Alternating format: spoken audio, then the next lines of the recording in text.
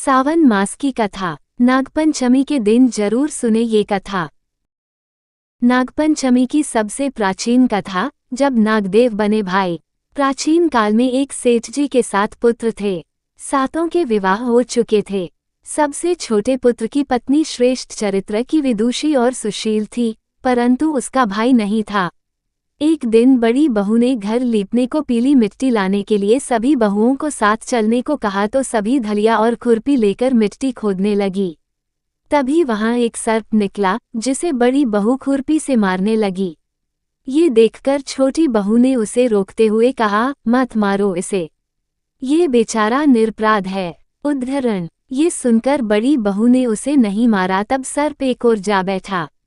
तब छोटी बहू ने उससे कहा, हम अभी लौट कर आती हैं, तुम यहाँ से जाना मत। ये कहकर वह सबके साथ मिट्टी लेकर घर चली गई और वहाँ कामकाज में फंसकर सर्प से जो वादा किया था उसे भूल गई। उसे दूसरे दिन वह बात याद आई तो सबको साथ लेकर वहाँ पहुंची और सर्प को उस स्थान पर बैठा देखकर बोली, सर्प भैया नमस्कार।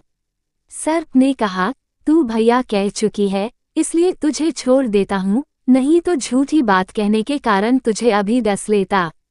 वह बोली, भैया मुझसे भूल हो गई, उसकी क्षमा मांगती हूँ। तब सर्प बोला, अच्छा, तू आज से मेरी बहन हुई और मैं तेरा भाई हुआ, तुझे जो मांगना हो मांग ले। वह बोली, भैया मेरा कोई नहीं है, अच्छा हुआ जो तू मेरा भाई बन गया। कुछ दिन व्यतीत होने पर वह सर्प मनुष्य का रूप रखकर उसके घर आया और बोला कि मेरी बहन को भेज दो। सबने कहा कि इसके तो कोई भाई नहीं था, तो वह बोला, मैं दूर के रिश्ते में इसका भाई हूँ, बचपन में ही बाहर चला गया था। उसके विश्वास दिलाने पर घर के लोगों ने छोटी को उसके साथ भेज दिया। उसने मार्ग में बताया कि मैं वही सर्प हूँ, इसलिए तू डरना नहीं और जहाँ चलने में कठिनाई हो वहाँ मेरी पूंछ पकड़ लेना। उसने कहे अनुसार ही किया और इस प्रकार वह उसके घर पहुँच गई। वहाँ के धन ऐश्वर्य को देखकर वह चकित हो गई। एक दिन सर्प की माता ने उससे कहा, मैं एक काम से बाहर जा रही हूँ, तू अपने भाई को ठंडा दूध पिला देना। उसे यह बात ध्यान न रही और उससे गर्म दूध पिला दिया, जिसमें उसका मुख बेतरह जल गया। ये देखकर सर्प की माता बहुत क्रोधित हुई, परंतु सर्प के समझाने पर शांत हो गई। तब सर्प ने कहा कि बहन को अब उसके घर भेज देना चाहिए। तब सर्प और उसके पिता ने उसे बहुत सा सोना, चांदी, जवाहरात, वस्त्र, भूषण आदि देकर उसके घर पहुंचा दिया। इतना ढेर सारा धन देखकर बड़ी बहू ने ईर्ष्या से कहा, भाई तो बड़ा धनवान है, तुझे तो उससे और भी धन लाना चाहिए। सर्प ने यह वचन सुना तो सब वस्तुएं सोने की लाकर दे दी। ये देखकर बड़ी बहू ने कहा, इन्हें झाड़ने की झाड़ू भी सोने की होनी चाहिए। तब सर्प ने झाड़ू भी सोने की लाकर रख दी। सर्प ने छोटी बहू को हीरा मणियों का एक अद्भुत हार दिया था। उसकी प्रशंसा उस देश की रानी ने भी सुनी और वह राजा से बोली कि सेठ की छोटी बहू का हार यहाँ आना चाहिए।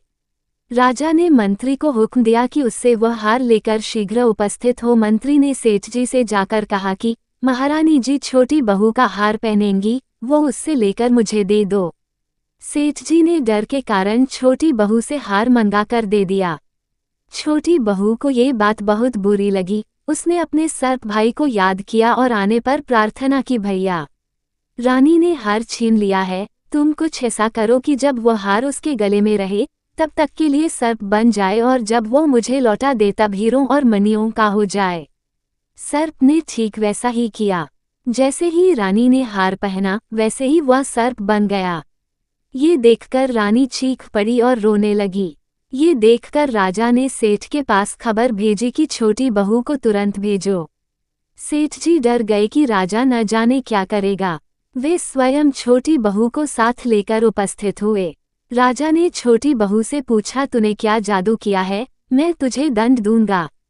छोटी बहू बोली, राजन धृष्टता क्षमा कीजिए, यह हार ही ऐसा है कि मेरे गले में हीरों और मणियों का रहता है और दूसरे के गले में सर्प बन जाता है। ये सुनकर राजा ने वह सर्प बना हार उसे देकर कहा, अभी पहन कर दिखाओ। छोटी बहू ने जैसे ही उसे पहना वैसे ही हीरो मणियों का हो गया। हमारी वीडियो अच्छी लगी हो तो लाइक, शेयर और सब्सक्राइब करें। धन्यवाद।